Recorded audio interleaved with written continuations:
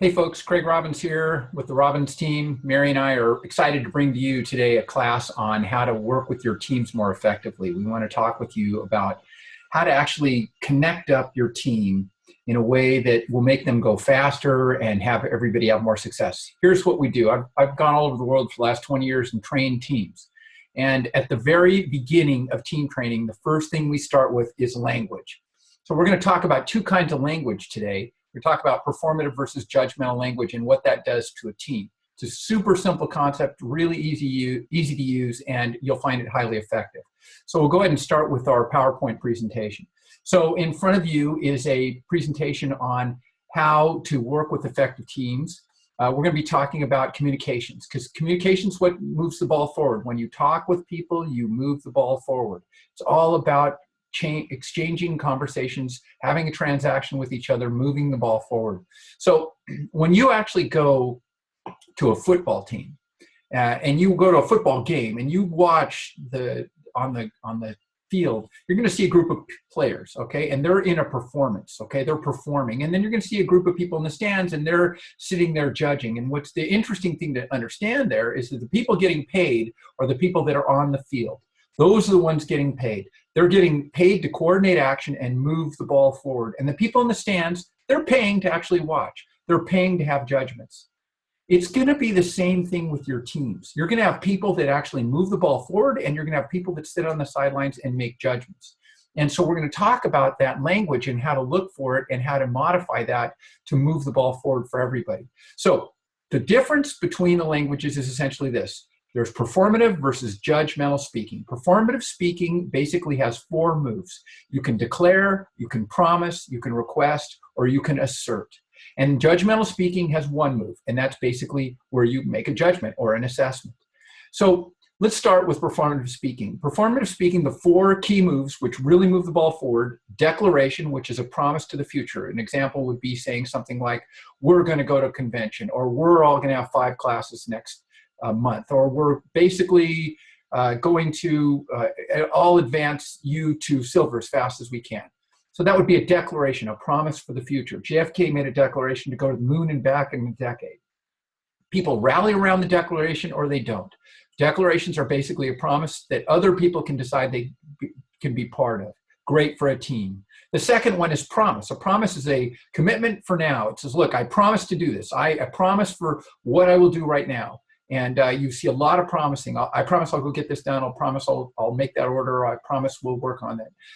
Then there's request. A request is a promise to be satisfied. What it says is, I'm going to make a request of you, and I'll be satisfied if you produce it. So please bring me some water at the restaurant. And then if you bring water, then the water is then satisfies it, and I am satisfied. Okay, so in doTERRA, you're going to make a lot of requests of people. Promise to be satisfied if you make your LRP. I promise to be satisfied if you come to the class. You're going to make all these promises, and you're going to make these requests.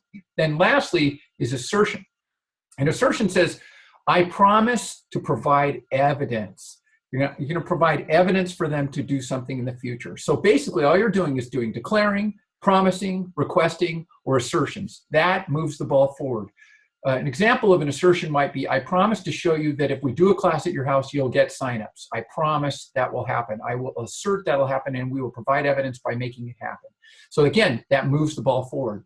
Now, what you'll find is more often than not, people get stuck in what's called judgmental speaking. And you'll find a lot of people, they're stuck in assessments. They sit on the sidelines and say, oh my gosh, Bob doesn't go to class, and Terry doesn't go to our training, and Mitch and his wife didn't go to convention this year. And they actually think they're moving the ball forward because they're talking in judgmental language. They think that they're actually doing something by judging, and it feels good, and they feel like they've said something that has power, but it actually doesn't produce any results.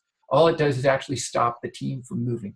And so you need to learn the difference between a judgmental conversation and a performative conversation. There's a huge difference between the two, okay? So one of the things that we want to look at here is, why do people make judgmental conversations? And what you'll find is that when you're really young, you learn quickly to listen to other people's judgments about you. So you become super sensitive to listening to judgments and to making judgments. But those things do not move the ball forward. So What we have to do is we have to take judgmental language and we have to convert it to something performative. You have to say something like, okay, so Bob doesn't have classes in his house, and you've got to say, how do I convert that into a positive assertion where I'm going to prove to Bob that classes in his house will work, or whether I'm going to make a declaration? How do I convert out of judgmental? And if I don't, then I'm wasting time, because all judgmental conversations without conversion are basically wasting time. They might be creating relationships. You might be, feeling like you're getting close to somebody because you're both commiserating and you're both talking about how horrible everything is, but you're actually not moving things forward. So the key is to recognize it's not bad to have assessments. It just doesn't move the ball forward in project with team. So I'm not saying get rid of assessments. I'm saying learn how to convert an assessment into action, into a performative conversation. So here's what I'd like you to do this week. I'd like you to take time and listen to your teams, listen to yourself, and see if you're in a performative conversation or a judgmental conversation. I think a huge red flag might come up for a lot of you, where you start realizing, wow, we spend a lot of time in judgmental conversations and we're not really converting, and it's just wasting time. And so what I'd like you to do is, if you find yourself or somebody you're talking to in the judgmental zone, note it and then try and figure out how to convert your way out of it. If you don't know how, ask yourself this very simple question. What is the request the person actually has below that judgment? What request? If they could make a request, what would it be? If I said Bob doesn't have classes in his house, then what would be my request? I might say, go to Bob and say, Bob, can we have classes in your house? Or can I prove to you classes in your house are going to pay off? It'll be worth it. So that's what you want to do. You want to look for judgmental versus performative and decide this week how your team does with that. So good luck. Give us feedback. Let us know how that works for you. Definitely interested in hearing how your teams are working on this together. Again, this is the basics of building a team. So thanks, folks, and good luck with that.